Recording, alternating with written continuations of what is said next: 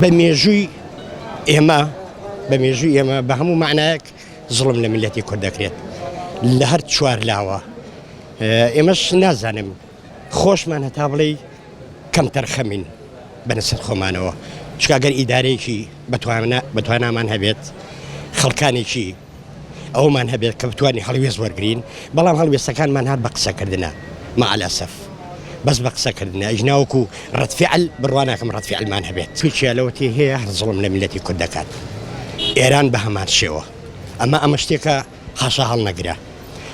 شاوي بملتي كردا بهمو بيوريك هالنايت إما أو راسي أزانين خما نابي هالبكين بلام خيادي كردي براسي هتابلي كم ترخم لو بواريه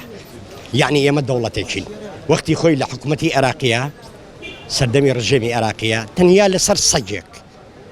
ويستي بلاماري تشابات حكومتي عراقية أصلا حزبي بعزبو باب معناه بلا ميسي إداري كردي مع الأسف هيج أهل وسانة يعني يتبرجون دي كيان لويايا من لويان تيناكم أما من دصلاتي كردي وابي من تنيا برجون دي خويا برجون دي ملتي نابت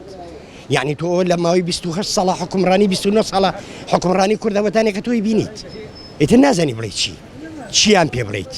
نازني يعني موقفيان أو موقفي بجناد أفرميت أو موقفي كانك أي بينيت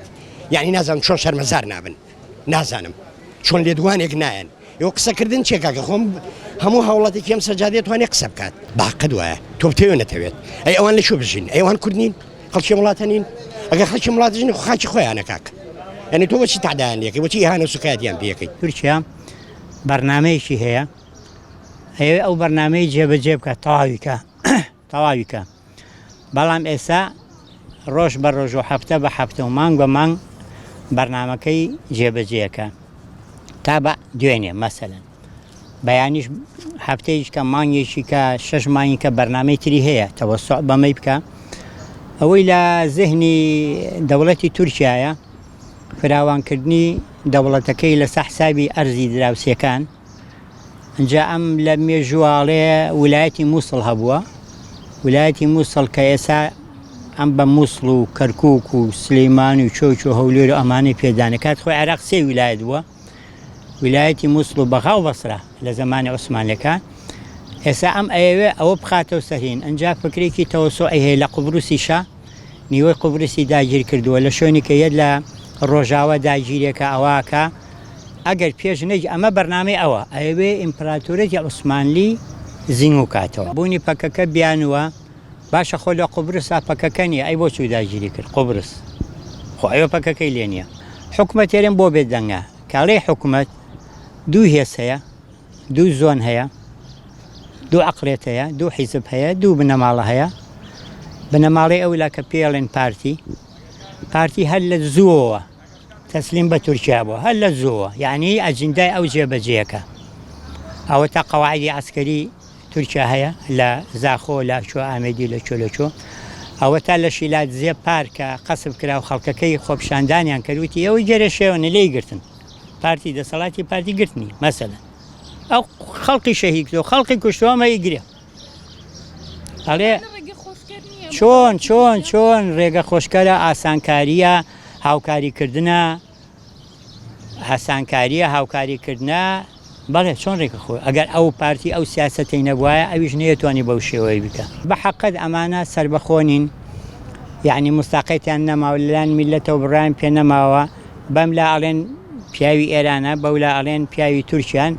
يعني او سقي جاران كملت بيان هبو بشورجر وبمانا اساو سقي انما واتخوان بخوان علين حزب بخوان علين شي خواتي رابردومان وابو اوانا من ليان ناكرم با 250 دينار كاوي ليان ناكرم لقانوني دولية همو ولاتك سنوريا بللان ولاتي دراوسي وبارزراو بيت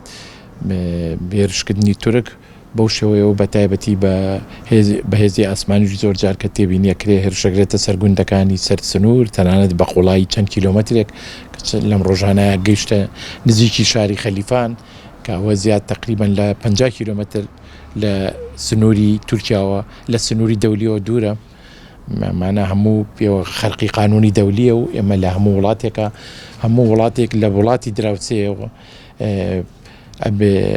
سنووری پارێزراو بێ لە قانونی فیدراالیە هێن شوونی خارجی پەیوەندی بە وڵاتی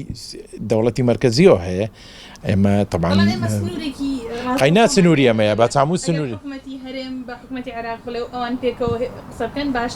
هەروە بێ لەو ڕێەوە بێ ئەمە حکوومەتی عێراق حکوومەتی هەرێمی کوردستان لە ئاسی حیزبە پەیوەندی لەگەڵ تورکیا هەیە لە ئاسی نوێنەراتی حیزبەکانی یەکێتی و پارتی لە تورکیا هەیە ئەو نێرانەتی علاقای حیزبەکە ڕێکە خەن لەگەڵینا نوێنەراتی حکوومەتی هەرێم لە ئێرانان نییە نوێنەر وەزارەتی خارجی و یا سەفارەتی عێراق سەفارەتی عێراقە پەیوەندی بە وەزارەتی خارجیەوە هەیە بێگومان ئەوە لە ڕێ ئەوەیە و مەسەلەی لە قانونی فیدراالیە وڵات ئەو اقتصاد و شوونی خارجی تابعی دەوڵەتی مرکزیە